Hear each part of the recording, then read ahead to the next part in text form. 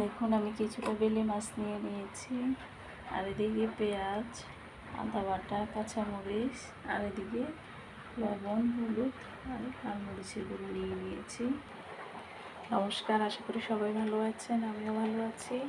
বেলে মাছগুলোকে প্রথমে আমি একটু ভেজে নেব, সেজন্য একটা প্যান বসিয়ে দিয়েছি। প্যানে কিছুটা তেল দিয়ে দিয়েছি, তেলটা গরম হয়ে গেছে। আমি মাছগুলো একটু ভেজে নেব। দেখুন আমি মাছগুলোকে ভাজতে দিয়ে দিয়েছি। আমি প্রত্যেক দিন 6টায় উঠে রান্না করতে হয়। এই যে দেখুন আজকে বাইরের অবস্থাটা কেমন। বাইরে ভালোই বৃষ্টি হচ্ছে আজকে, সে কারণে একটু অন্ধকার অন্ধকার দেখা যাচ্ছে, তাই না? এবার আমি মাছগুলোকে একটু উল্টিয়ে দেবো, সবগুলো মাছ এভাবে উল্টিয়ে দেবো। মাছগুলো ভেজে নেওয়া হয়ে গেছে, এগুলোকে এবার আমি নামিয়ে নেব। এখন আমি মাছটা নামিয়ে নিয়েছি। অন্যদিকে মাছের তেলে কেটে রাখা পেঁয়াজগুলো দিয়ে দিয়েছি।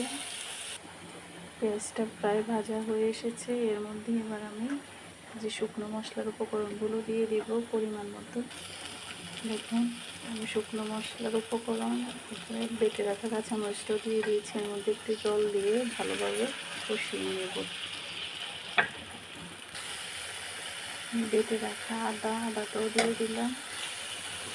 মশলার উপরে মাছগুলোকে দিয়ে দেবো, দিয়ে 5 মিনিট একটু কষিয়ে নেব। 5 মিনিট একটু কষিয়ে নেওয়া হয়ে গেছে। এবার আমি চারদিক থেকে একটু জল দিয়ে দেবো। দেখুন মাছটা কেমন দেখাচ্ছে। আমার তরকারির ঝোলটা একটু গাঢ় হয়ে এলে আমি নামিয়ে নেব। দেখুন আমার মাছটা হয়ে গেছে, কতটা লোভনীয় দেখাচ্ছে। ধন্যবাদ সবাইকে, ভালো থাকবেন।